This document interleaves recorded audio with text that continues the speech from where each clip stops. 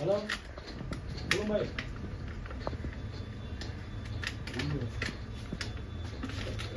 அதுதான் இந்த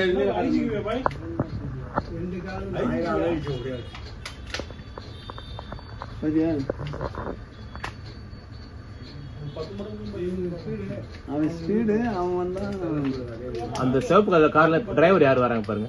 சரி தெரிய மாட்டேங்குது.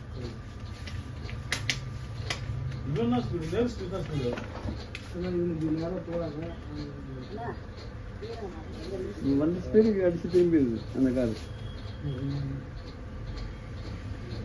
நைட்ல